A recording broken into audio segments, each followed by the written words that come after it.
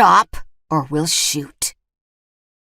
A dozen feet up Kenosha Pass, 3 robbers with flour sacks over their heads blocked the way, their revolvers outstretched. Walking alongside the stagecoach, Greta Nilsson didn't have to be told twice.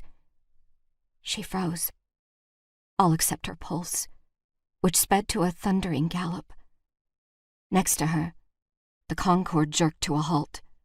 "Come out and put your hands up where we can see 'em," called the lanky robber at the center, peering through unevenly cut holes in his mask.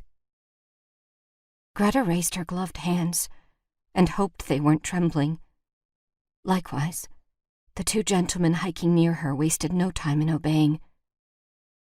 Before she'd left Illinois, everyone had warned her of the trouble she might encounter on the route to the west, including the growing problem of stagecoach robberies.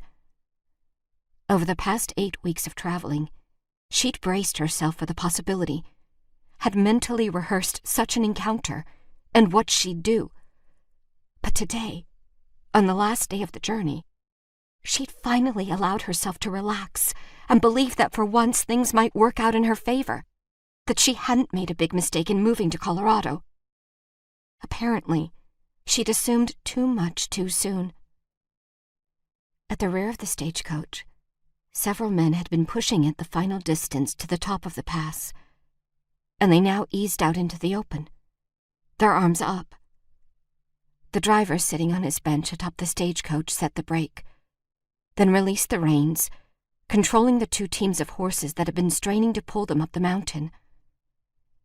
He, too, cautiously lifted his hands. She guessed, like her, the other passengers were well aware of the tales of murder and mayhem along the wilderness trails, and they weren't taking any chances either. At least Astrid was inside the coach. After trekking uphill for the first hour, the little girl's poor lungs hadn't been able to handle the exertion. As much as Astrid had loathed returning to the bumpy conveyance, she'd been able to have a seat to herself, since everyone else had gotten out to lighten the load. Last time Greta had peeked through the open windows, her sister had been sprawled out asleep, and now Greta prayed the precocious child would stay that way.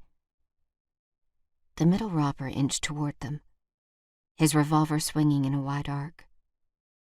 His leathery hands and dirt-encrusted fingernails contrasted with the ivory handle of his revolver. "Nobody move,"